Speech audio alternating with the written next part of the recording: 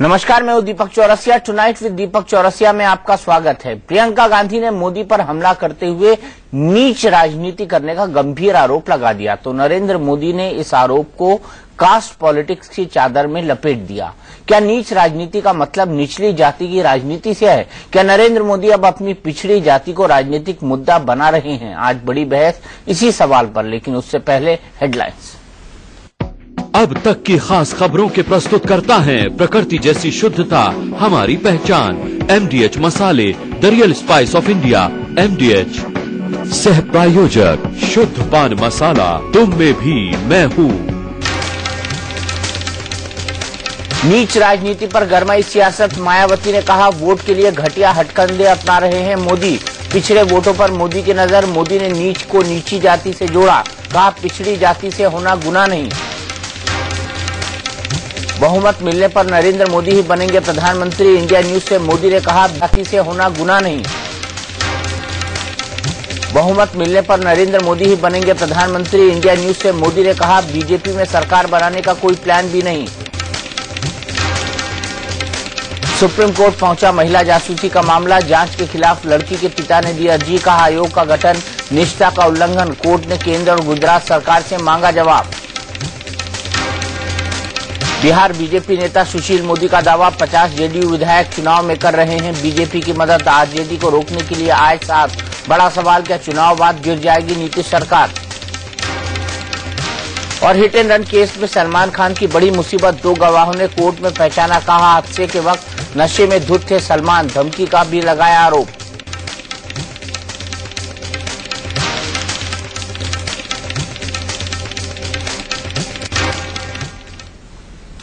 9 फरवरी को नरेंद्र मोदी दक्षिण के कोच्चि में थे। तब पहली बार उन्होंने खुद को दलितों और पिछड़ों का नेता बताया था।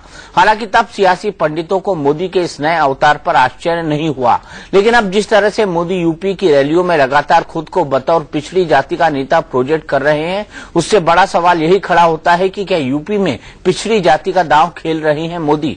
मोदी ने अमेठी पहुंचकर सीताराम केसरी के बहाने पिछड़ा कार्ड खेला। राजीव गांधी पर भी हमला बोला। पलटवार में प्रियंका ने मोदी की राजनीति को नीच राजनीति करार दे दिया, लेकिन मोदी ने इसे भी कास्ट पॉलिटिक्स से जोड़ दिया। अब ये बड़ी बहस का मुद्दा है कि नीच राजनीति अब निचली जाति की राजनीति हो गई है क्या?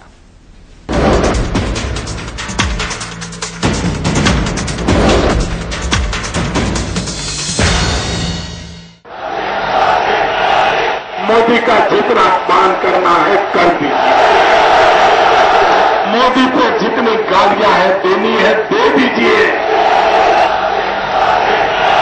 मेरे नीच जाति के भाइयों का अपमान मत कीजिए। 2014 की सियासी जंग अपने अंजाम तक पहुंचते पहुंचते अब कास्ट पॉलिटिक्स के इर्द गिर्द आकर सिमट गई है। लोकतंत्र है, लोकतंत्र में जाने वाला क्या?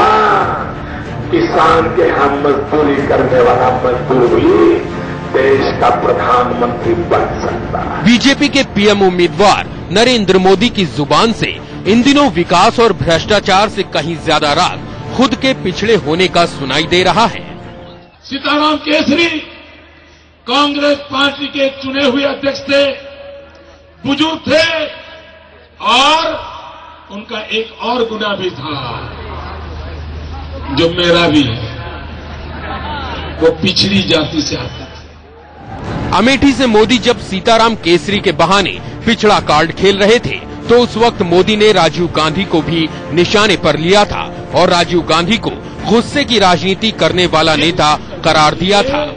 आंध्र के मुख्यमंत्री एयरपोर्ट पर आए और पता नहीं राजीव गांधी का गुस्सा ऐसा भड़क गया। आंध्र के चुने हुए मुख्यमंत्री उससे उम्र में डबल थे, अंजैया जी, उनको एयरपोर्ट पर इन्होंने डांटा, अपमानित किया। ये गुस्से की राजनीति कौन करता है बताइए? गांधी परिवार के गढ़ में पिता पर किया गया मोदी का ये हमला प्रियंका गांधी को बर्दाश्त नहीं हुआ।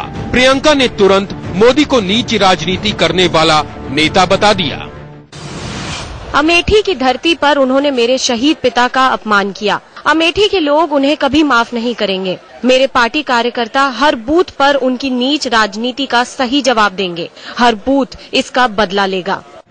हालांकि प्रियंका ने मोदी की राजनीति को नीच कहा था, लेकिन मोदी ने इसे भी व्यक्तिगत बना दिया और 3 मिनट में 4 बार ट्वीट करके ये साबित करने की कोशिश की कि उन पर ये हमला इसलिए हुआ क्योंकि वो निचली जाति से आते हैं। सामाजिक रूप से निचले वर्ग से आया हूं, इसलिए मेरी राजनीति उन लोगों के लिए नीच राजनीति ही होगी। प्रियंका पर मोदी का ये हमला डुमरियागंज में भी जारी था। यहाँ भी मोदी ने प्रियंका पर हमले के बहाने पिछड़ी जाति का मास्टर स्ट्रोक जड़ दिया। आप मोदी का जितना अपमान करना है कर दीजिए। आपको मोदी पे जितनी गालियां है देनी है दे दीजिए। आपको मोदी को फांसी पे लटकाना है लटका दीजिए, लेकिन मेरे नीच जाति के भाइयों का अपमान मत कीजिए। मैं जरा इन अहंकार से भरे लोगों को कहना चाहता हूं, सदियों से हम नीच जाति के लोगों को आपने अपमानित किया है, प्रताड़ित किया है। अरे आपके घर के दरवाजे के बाहर भी आपने हमें बैठने नहीं दिया है। हमारे पूर्वजों ने बहुत अपमान झेले हैं क्योंकि हम नीच जाति से आते हैं।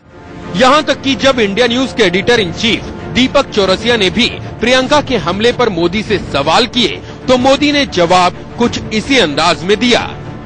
आपने गांधी नेहरू परिवार के गढ़ में जाकर उनको चुनौती दी, उसके बाद प्रियंका गांधी का एक स्टेटमेंट आया है, उसमें उन्होंने कहा है कि आपने उनके शहीद पिता का अपमान किया, ये कहकर कि वो गुस्से की राजनीति करते थे। मैंने एक घटना का वर्णन किया और आंध्र में उसी घटना के कारण कांग्रेस पार्टी को 20 साल तक आंध्र खोना पड़ा। तो आप इमोशनल इश्यू बनाने के कोई प्रयास करें वो ठीक है, एक बेटी तो यही करेगी, उसको क्या है, बेटी से और क्या अपेक्षा। उनका कहना है बूथ का बूथ जवाब देगा, अमेठी का हर बूथ जवाब देगा इस बात का। देश जवाब दे ही रहा है, पूरा देश जवाब दे रहा है। मोदी के इस नए अवतार से कांग्रेस बैकफुट पर है। उन्होंने उसको जोड़ दिया नीच जात से ले जाके। नीच राजनीति अलग चीज होती है और जाति अलग होती है। लोकसभा चुनाव में अभी 2 चरणों की 105 सीटों पर मतदान बाकी है। इनमें यूपी की 33 और बिहार की 13 सीटें भी शामिल हैं। जानकार बताते हैं कि यूपी और बिहार की इन 46 सीटों में अधिकतर सीटें ऐसी हैं जहां दलित और पिछड़ी जाति के वोटरों का खासा प्रभाव है। तो क्या इसीलिए मोदी अब पिछड़ा कार्ड खेल रहे हैं? सवाल ये भी दिलचस्प है कि क्या मोदी का ये पिछड़ा कार्ड चुनाव के आखिरी दौर में बीजेपी के लिए फायदे का कार्ड साबित होगा? Bureau report, India news. तो हमारे साथ इस पर बात करने के लिए कई सारे खास मेहमान जुड़े हैं, लेकिन उससे पहले सुन लेते हैं कि मायावती ने क्या कहा है। मैं पहले उनसे परिचय कराऊं उनका आपसे, लेकिन उससे पहले सुन लेते हैं मायावती ने निशाना साधा है नरेंद्र मोदी पर। उनको चुनौती दी है कि वो अपनी जाति बताएं, और इसी के साथ अरुण जेटली ने भी पलटवार किया है मायावती पर। नीची राजनीति करने का अर्थ घटिया किस्म की राजनीति करने से होता है, लेकिन इसका भी अब श्री नरेंद्र मोदी ने यहाँ उत्तर प्रदेश में अपने राजनीतिक फायदे के लिए इसको जबरदस्ती नीची जाति से जोड़कर इसकी आड़ में पिछड़ा कार्ड खेलने की कोशिश की है, और ये सोचकर की है, ये थक हार कर कि उत्तर प्रदेश में बाकी बचे चुनावों में इनका अर्थात पिछड़े वर्गों का वोट लेने के लिए ये आखिरी कोशिश ये सोचकर शायद उन्होंने की है कि इसका कुछ फायदा मिल जाए जो बाकी 2 चरण के मतदान रह गए हैं। जबकि मैं इस व्यक्ति से श्री नरेंद्र मोदी से बार बार ये पूछती हूं कि यदि श्री नरेंद्र मोदी वास्तव में पिछड़े वर्ग से ताल्लुक रखते हैं तो फिर इनको अपने पिछड़े वर्ग की जाति बताने में अभी तक भी यहाँ संकोच क्यों हो रहा है? बसपा के मुंह से इस प्रकार की प्रतिक्रिया निकले एक ऐसा दल जिसको इस पे बहुत एतराज करना चाहिए था, उसको शोभा नहीं देता। भारतीय जनता पार्टी हर समाज को इकट्ठा लेकर चलने की राजनीति करती है और भारतीय जनता पार्टी अपेक्षा करती थी कि ऐसी शब्दावली का प्रयोग एक बड़े राजनीतिक दल से नहीं होगा। हमें खेद है कि ऐसा प्रयोग हुआ और ऐसे शब्द के प्रयोग की वकालत करने के लिए बहन मायावती जी आएंगी, इसका खेद और भी ज्यादा है। बहुजन समाज पार्टी स्वाभाविक बहुत नर्वस हो गई है क्योंकि उत्तर प्रदेश में भारतीय जनता पार्टी बहुत आगे बढ़ रही है और ये उसकी नर्वसनेस का एक बौखलाहट का प्रतीक है कि इस प्रकार की प्रेस कॉन्फ्रेंस उनकी अध्यक्षता को करनी पड़ी है। तो इस पर बात करने के लिए हमारे साथ कई सारे खास मेहमान जुड़े हैं। हमारे साथ कांग्रेस के राष्ट्रीय प्रवक्ता मीम अफजल साहब हैं, हमारे साथ दोपहर सामना के एडिटर प्रेम शुक्ला साहब हैं, हमारे साथ समाजवादी पार्टी से रविदास मेहरोत्रा जी हैं, हमारे साथ बीएसपी से सुधींद्र भदौरिया जी हैं। लेकिन सबसे पहला सवाल मीम अफजल साहब आपसे, नीच राजनीति मतलब इस शब्द का इस्तेमाल अगर प्रियंका गांधी करें तो हैरत तो होती है।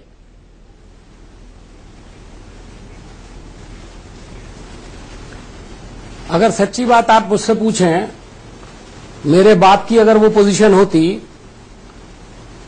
जो उन्होंने जो राजीव जी की थी और मुझसे उनके बारे में मेरे सामने ये कहा गया होता तो मैं सच्ची बात कह रहा हूं कि मैं नीच राजनीति की बात नहीं करता बल्कि उससे भी ज्यादा आगे बढ़कर कुछ कहता, क्योंकि मैं समझता हूं कि कोई आदमी जो शहीद हुआ हो, शहादत का जिसे दर्जा मिला हो, उसके बारे में इतनी घटिया किस्म की गुफ्तगू करने के बाद अगर आप ये किसी से अपेक्षा करते हैं कि वो आपकी तारीफों के पुल बांधेगा या आपकी तकरीर को अप्रिशिएट करेगा, तो मेरा ख्याल तो यह है कि वो बहुत बड़ा घटिया आदमी होगा जो उसके बाद भी उनकी तारीफ करेगा। इसलिए मैं समझता हूं कि उन्होंने जो बात कही है वो देखने की जरूरत है कि उन्होंने क्या कहा है। उसका मतलब ये स्तर से गिरी हुई राजनीति, उन्होंने किसी तबके से इसको जोड़ा नहीं है। नरेंद्र मोदी जी ने उससे भी ज्यादा घटिया राजनीति अब ये की है कि उसको कमजोर तबकों से जोड़ने की कोशिश की है और पूरे देश के जो कमजोर तबकात हैं, दलित हैं, बैकवर्ड क्लास के लोग हैं, उनको बेइज्जत करने का काम किया है। अरुण जेटली जी कह रहे कांग्रेस माफी मांगे, प्रियंका जी माफी मांगे। मैं डिमांड करता हूं आपके इस चैनल पर बैठ करके कि नरेंद्र मोदी जी को दलितों का अपमान करने के जुर्म में माफी मांगनी चाहिए। मैं जुर्म का लफ्ज इस्तेमाल कर रहा हूं। आज उन्होंने एक तकरीर में जूते बनाने वाले के लिए जो शब्द इस्तेमाल किया है उसको मैं यहां दोहरा नहीं सकता, इसलिए कि आचार संहिता लगी हुई है और अगर मैं वैसे भी टीवी पे बोलूंगा तो शायद मेरे ऊपर मुकदमा कायम हो जाएगा। ये सिर्फ मोदी जी हैं जो इस तरह के चैलेंजेस कर रहे हैं बराबर।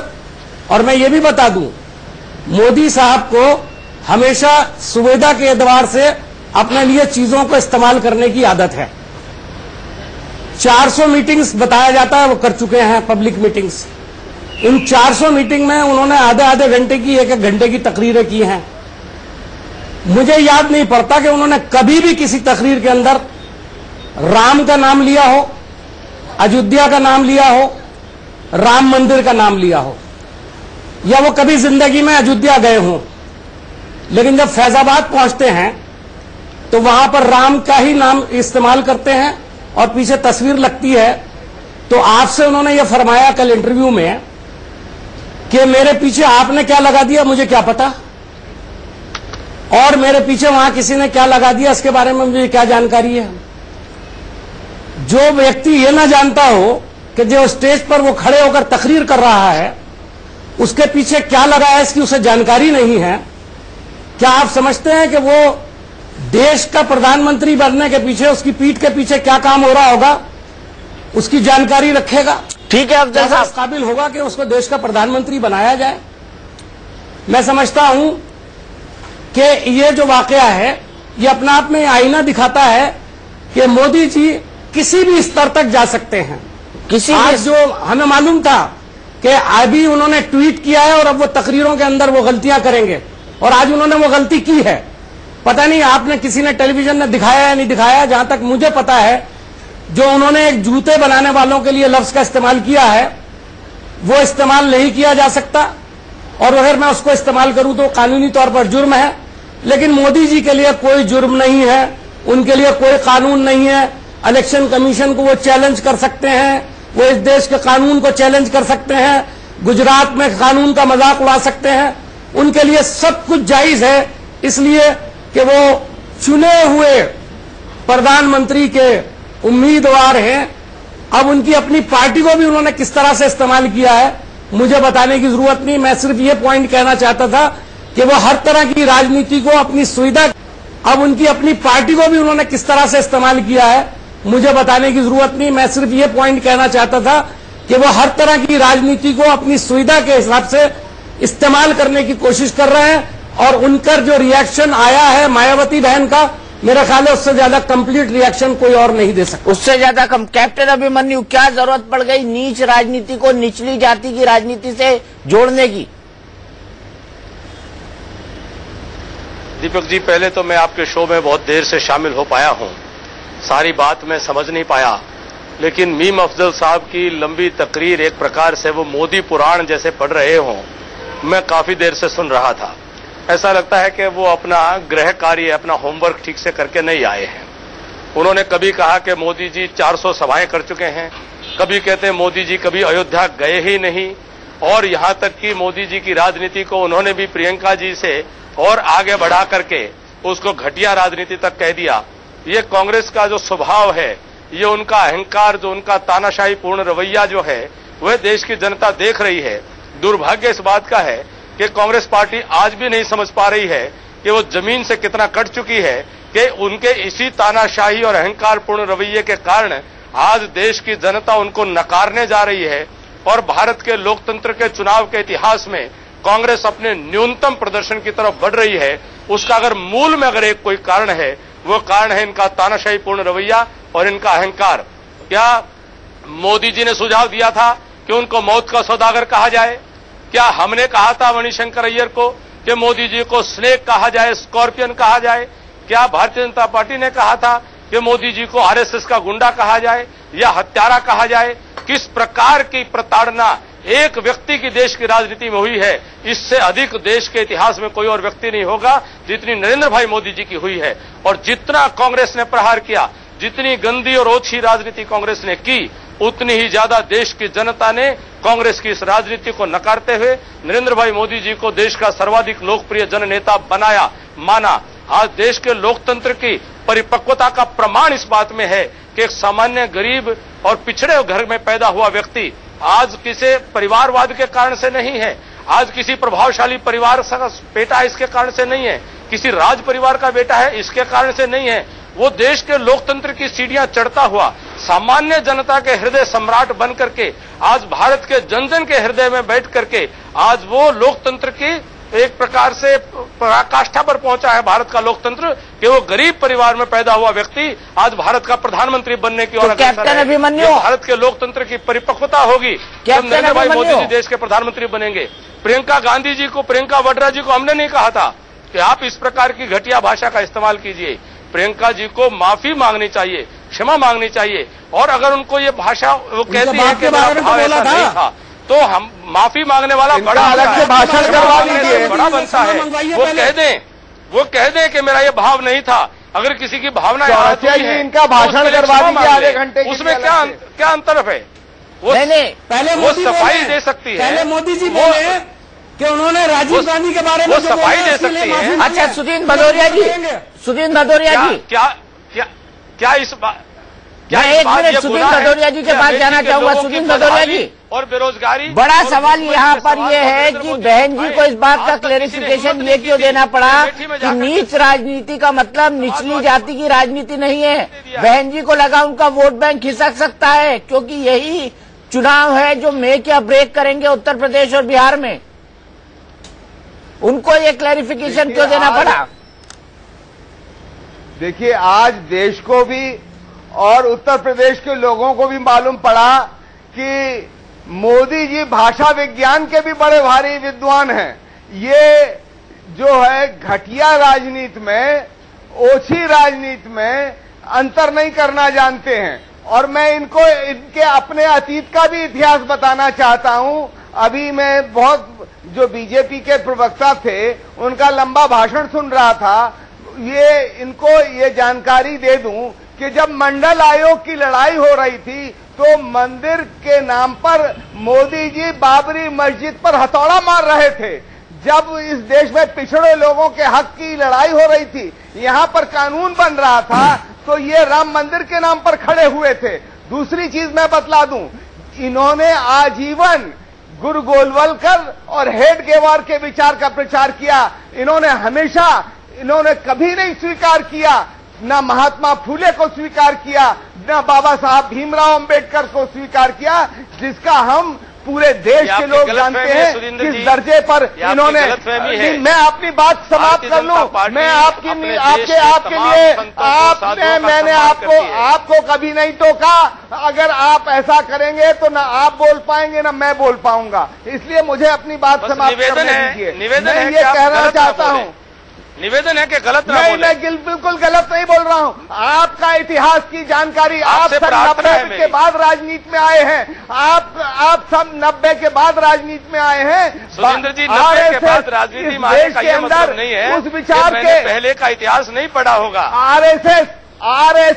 आरएसएस इस देश के अंदर उस विचारधारा को मानती है जो कहती आई है शूद्र, पशु, धोर और नारी ये सब हैं ताड़न के अधिकारी। मुझे एक किताब दिखा दीजिए इस देश के अंदर जब इन्होंने आलोचना की हो इस विचार की। आपका कहना भी गलत है, सोचना भी गलत है। 3 बार मायावती जी को मुख्यमंत्री बनाया इन्होंने। मैं ये कहना चाहता हूँ, अरे भदौरिया लोग है, 3 बार मायावती जी को मुख्यमंत्री बनाया। 3 बार मायावती जी को इन्होंने मुख्यमंत्री बनाया है, भूलिए मत। हाँ, 3 बार नहीं, इस देश की प्रधानमंत्री 3 बार बेशक बहन मायावती जी बनी, पर इसलिए क्योंकि उन्होंने उत्तर प्रदेश के आप भूल जाते हैं, शॉर्ट टर्म मेमोरी लॉस होता है आपको। एक है आज Mulayam Singh short term memory loss होता है, और इसीलिए आज जाति पूछ रही है। इसीलिए दोनों लोग आजमगढ़ और बनारस के अगल बगल लड़के ध्रुवीकरण की राजनीति कर रहे हैं। इनके रमाकांत यादव आजमगढ़ के अंदर कहते हैं कि बलात्कार के लिए एक ही धर्म के लोग हैं। मुलायम सिंह कहते हैं बहन मायावती जी के दलित जन आधार पर उनके दलित होने पर हमला करते हैं। आपने मेरे सवाल का जवाब नहीं दिया। मैं ये कहना चाहता हूं, मेरे सवाल का जवाब नहीं दिया। रामदेव ने मेरे सवाल का जवाब नहीं दिया। मेरा सवाल ये था कि मायावती जी को ये क्लैरिफिकेशन क्यों देना पड़ा कि नीच राजनीति निचली जाति की राजनीति नहीं होती। ये क्लैरिफिकेशन उनको क्यों देना पड़ा? उनको भी डर लगा कि नरेंद्र मोदी पिछड़ी जाति के वोटों का ध्रुवीकरण कर जाएंगे, उनको भी डर लगा।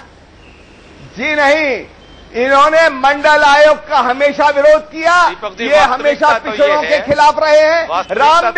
रामदेव ने दलित महिलाओं का अपमान किया, उस समय ये मौन रह गए, ये चुप रह गए। ये देखिए, ये अपने सुविधा के हिसाब से स्टैंड लेते रहते हैं और बयान देते रहते हैं। भदौरिया जी ने बहुजन समाज पार्टी ने कांग्रेस के पक्ष में कहने का आज कॉन्ट्रैक्ट लिया हुआ है। जी नहीं, हम लोग कांग्रेस के और बीजेपी के दोनों के खिलाफ है। दोनों ही पार्टियां इस देश में, दोनों ही पार्टियां इस देश के लिए समाज पार्टी आपके कहने से हम लोग इररिलेवेंट होती जा रही है। हम देखिए, आपने बाबा साहब भीमराव अम्बेडकर को भी इररिलेवेंट कहा था। आपने बाबा साहब भीमराव अम्बेडकर को भी कहा था। हम जानते हैं आप बाबा साहब का भी अपमान करते थे, आप बाबा साहब का भी अपमान करते थे, हम जानते हैं इस बात को। आपने बाबा साहब का भी अपमान किया, हम जानते हैं इस बात को। आपको कब पता चल गया सुधींद्र जी?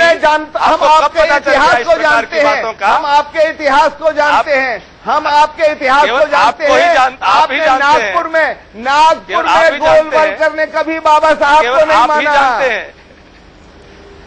जी नहीं, पूरा देश जानता है। किसी भी दलित से पूछिए, किसी भी मैं इस बहस को आगे बढ़ाऊंगा, मैं यही नहीं रुकूंगा। जब मंडल आयोग लागू हो रहा था,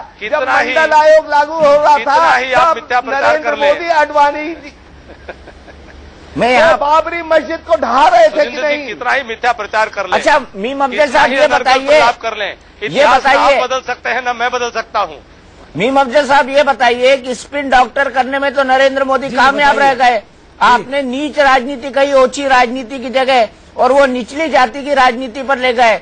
तो विकास के मुद्दे को छोड़कर वो जातियों के फेर में पड़ गए हैं और जातियों के वोट ले जाएंगे। अब विकास को नहीं छोड़ा हमने। सवाल मीम अफजल जी से आप पर दिया होगा गलत बयान के कारण। मीम अफजल साहब आपको मैं बता दूं, पहले आप हमारी कैप्टन साहब मेरा ख्याल है बात सुनेंगे तो अच्छा रहेगा। मैं आपको कहूंगा कि इन्होंने अपनी राजनीति विकास से शुरू की थी। नरेंद्र मोदी जी ने अपना पूरा कैंपेन विकास से शुरू किया था, जो मुजफ्फरनगर आकर के कर्नल हो गया विकास पर खत्म करेंगे। और कल आते आते वो जाति की राजनीति में बदल गया। सुविधा के अनुसार शासन की बात की थी, चीजों को इस्तेमाल करने की चीज, जाति की बात कर दी। हर चीज आप बात तो सुन लें, आप बात सुन तो लें।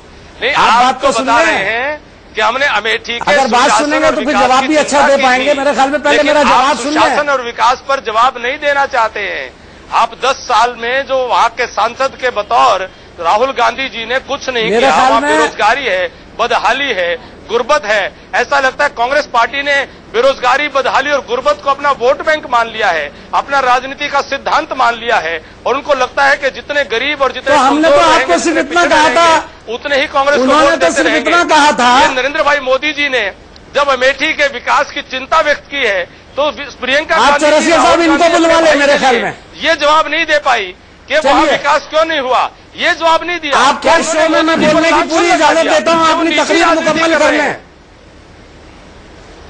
आप तकरीर मुकम्मल करें। आभार मैं आपका व्यक्त करता हूँ। मेरी कैप्टन अभिमन्यु साहब एक मिनट मीम अफजल साहब का टर्न है। इतना निवेदन कर दीजिए। मीम अफजल साहब का टर्न है, मैंने सवाल पूछा है उनसे। वो जाति की राजनीति में न पड़े, वो ये बताएं कि अमेठी का विकास क्यों नहीं हुआ, अमेठी के नौजवान को रोजगार क्यों नहीं मिला, अमेठी की सड़कें जो है वो आज भी गड्ढों से भरी क्यों है, अमेठी के अंदर आज भी पीने का पानी क्यों नहीं मिलता है, अमेठी में स्कूल और अस्पताल क्यों नहीं है, अमेठी में आज भी स्कूलों के अंदर लड़कियों के लिए जाने के लिए शौचालय क्यों नहीं है, आज भी नियोनेटल मोर्टेलिटी रेट अमेठी की 82%। अच्छा कैप्टन अभिमन्यु आप विकास की बात कर रहे हैं। आपने कैप्टन साहब कभी मीम अफजल साहब आपने कभी जाकर के अहमदाबाद के अंदर जो मोदी जी की कॉन्स्टिट्यूंसी है उसमें मिल्लत नगर का मुजाहरा किया है, कभी जाकर के देखा, मुशाहिदा किया? आपको डेवलपमेंट का पता चल जाएगा। कई मर्तबा गया हूँ, आप मेरे साथ चलिए। आप दूसरों पर उंगली उठाने से पहले आपकी जो आंखें अपने गिरबान में क्यों डाल लें? विकास को पहले अपने गिरबान में डाल करके देखें। आंखों से दिखाऊंगा, आप मेरे साथ चलिए। हमारी आंखें आपको देख रही है बहुत अच्छी तरह से। मैं देख रहा हूं अफजल साहब, आप इस कैप्टन अभिमन्यु इस्तेमाल किस तरह कर रहे हैं। और दीपक चौरसिया साहब, मैं आपसे ये कहूंगा कि अगर आपका चैनल इनके तकलीफ करने के लिए है तो मेरे ख्याल में मुझे बोलने की जरूरत नहीं है।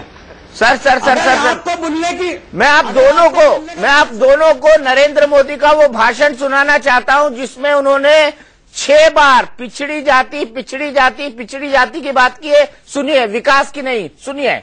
सीताराम केसरी कांग्रेस पार्टी के चुने हुए अध्यक्ष थे। उनका एक और गुना भी था जो मेरा भी है, वो पिछड़ी जाति से आते थे। आप मोदी का जितना अपमान करना है कर दीजिए, लेकिन मेरे नीच जाति के भाइयों का अपमान मत कीजिए। इन अहंकार से भरे लोगों को कहना चाहता हूं, सदियों से हम नीच जाति के लोगों को आपने अपमानित किया है। भले ही नीच जाति में पैदा हुआ हो, लेकिन मेरा सपना एक भारत का है। हम नीच जाति के लोगों ने सदियों से पसीना बहाया है, तब जाकर के आप ये गौरव पर जिंदगी जी पा रहे हो। ये हिम्मत उनकी कि हमें ये कहे हम नीच जाति के हिस्से में गाली दें। कितनी बार नीच जाति का बोला सुना आपने कैप्टन अभिमन्यु। आखिरकार ये बार बार बोलने की जरूरत क्यों है? क्या आप पिछड़ा वर्ग का वोट चाहते हैं, इसीलिए डिवाइड करना चाहते हैं? दर्द है दरवाजा बंद कर दीपक जी, ये दर्द है, ये पीड़ा है, ये वेदना है।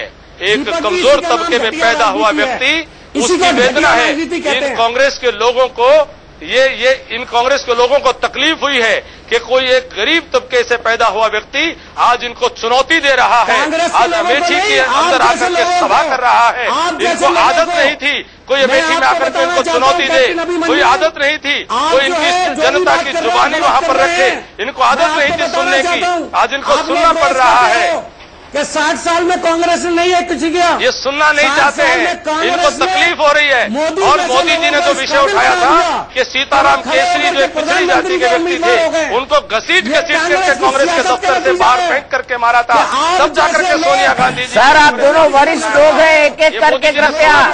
सर आप दोनों वरिष्ठ लोग हैं, एक एक करके कृपया। पिछड़े का, कमजोर का, गरीब का, दलित का, शोषित जात का हूँ, मैं चाय वाला हूँ, मैं गरीब घर में पैदा हुआ हूं, मेरी माँ बहुत गरीब थी, वगैरह वगैरह बहुत सारी बात कहते हैं। मुझे बहुत खुशी है, वो कहते हैं कांग्रेस ने कोई काम ही नहीं किया 60 साल के अंदर, देश को सिर्फ बर्बाद किया है। ये कांग्रेस की ही देन है और उसी सियासत का नतीजा है कि मोदी जी जैसे निचले वर्ग के लोग, चाय बेचने वाले आदमी आज प्रधानमंत्री के उम्मीदवार बनने के लायक हो चुके हैं, और ये उसी राजनीति का नतीजा है। तो उसको कांग्रेस पार्टी को अप्रिशिएट, वाह वाह, इसका क्रेडिट भी कांग्रेस को, का काम करते हैं। इसका क्रेडिट भी कांग्रेस के बावजूद है। ये कांग्रेस की राजनीति के बावजूद इस प्रकार की स्थिति देश में बनी है। मैं आपको बता दूं, ये कांग्रेस के परिवारवादी राजनीति के बावजूद आज ये स्थिति बनी है। दीपक जी से अपशब्द कौन सा कहा मोदी जी? दीपक जी इनसे कहिए या तो पूरी बात सुने, बाद में जवाब दे दें। नहीं दीपक जी, इनका ज्ञान हमें मिल चुका है, अब ये ज्ञान से आगे बढ़कर बात कर रहे हैं। वो यही कहा ना, सीताराम केसरी का नाम लिया था, अंजैया साहब का नाम लिया उन्होंने, राजीव जी के बारे में जो कुछ उन्होंने कहा, उनकी बेइज्जती हुई, उसमें क्या कटाश थी? जो कटाश है वो आप भी समझते हो, मुझे मालूम है। आप जो है उनकी, आपका काम है उनको डिफेंड करना, मेरा भी काम है अपनी पार्टी को डिफेंड करना। नहीं भीम अफजल साहब आप बताइए कि मोदी जी ने कौन सा अपशब्द का इस्तेमाल किया? ये करते रहे हैं। नहीं, आप मुझे एक बार बताएंगे, तो मैं आपको जो है गिनवाना शुरू करूंगा।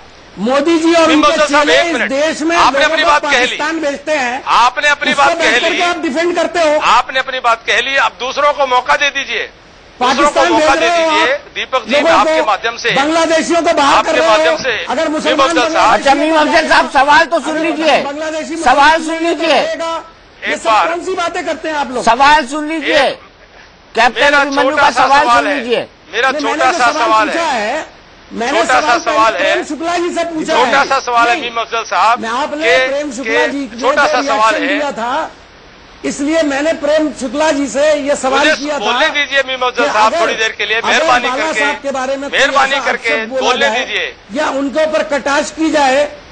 नहीं आपके बोलने का मतलब नहीं है ना मीम अफजल साहब, मेहरबानी करके आप कृपा करिए। प्रेम शुक्ला जी का जवाब मुझसे मांगा गया था, मैंने प्रेम शुक्ला जी से सवाल किया है, प्रेम शुक्ला जी जवाब दें, आप खामोश हैं। आप, मुझे मालूम है आपको डिफेंड करना मोदी जी को, एक सवाल, वरना आपके नंबर कट अच्छा कैप्टन अभिमन्यु प्रेम शुक्ला जी के बाद, कैप्टन अभिमन्यु जी प्रेम शुक्ला जी के बाद, प्रेम शुक्ला जी जवाब दीजिए, जवाब दीजिए। हम मूल मुद्दे का वैसे भटक गए, फिर भी जवाब दीजिए। मीम अफजल तय नहीं करेंगे कौन बोलेगा कौन नहीं बोलेगा? नहीं, आप मीम अफजल जी, आपकी जानकारी के लिए बता दूं, नहीं मैं तो तय नहीं कर रहा हूं, लेकिन शिवसेना प्रमुख जी के निधन के तत्काल बाद एक युवती ने, नहीं सुन लीजिए मीम साहब, कि शिवसेना प्रमुख जी के निधन के तत्काल बाद एक युवती ने गलत पोस्ट भेज दिया उस पर कुछ शिव सैनिकों ने रिएक्ट कर दिया, तो आपके मार्कंडे काटजू जो है, जो आपके प्रेस काउंसिल के अध्यक्ष है, वो यहां तक तैयार हो गए थे कि महाराष्ट्र की सरकार को भंग कर देना चाहिए, इस तरह की बातें की। तो आपके जो सरकार में बैठे लोग हैं वो तो दूसरों को अपमानित करने का अधिकार चाहते हैं। मैं ये जानना चाहता हूं कि नरेंद्र मोदी जी ने कौन सा शब्द अमेठी में जाकर राजीव गांधी जी के लिए ऐसा प्रयोग किया जो अपमानजनक या अपशब्द है। तो मुझे अगर ऐसा लगे कुछ अपशब्द कहा है तो मुझे भी लगे कुछ गलत बात हुई है। वो अपशब्द मैं जानना चाहता हूँ है क्या। कैप्टन अभिमन्यु, मीम अफजल साहब, कैप्टन अभिमन्यु का सवाल। कैप्टन अभिमन्यु, तो मुझे इसका जवाब दे दें आप। एक मिनट मीम अफजल साहब, कैप्टन अभिमन्यु जी। साहब जी, मेरा छोटा सा सवाल है कि इनकी ऊंच और नीच राजनीति के अंतर्भेद को इन्होंने बताया, ये कृपा करके बताएं कि किसी व्यक्ति को मौत का नहीं, सवाल पूछने दीजिए। किसी व्यक्ति को मौत का सौदागर कहना, हत्यारा कहना, किसी को बंदर कहना, किसी को मेंढक कहना, किसी को मंदबुद्धि कहना, किसी को ब्लीडर कहना, किसी को हिटलर कहना, किसी को तानाशाह कहना, किसी को आदमखोर कहना, ये कौन सी राजनीति है? इनकी ऊंची राजनीति है जिसकी आज तक इन्होंने निंदा करने की कोशिश भी नहीं की है। जरा बता दीजिए कृपा करके मीम अफजल साहब, नैतिकता के कौन से तकाजे पर, इंसानियत के कौन से तकाजे पर एक व्यक्ति के साथ, एक राजनीतिक व्यक्ति, गुजरात प्रदेश के मुख्यमंत्री के साथ इतनी हैवानियत भरे शब्दों का इस्तेमाल किया गया? ये कौन सी राजनीति है? ये नीच राजनीति है या ऊंच राजनीति है? अपनी परिभाषा में आप बता दीजिए हमको।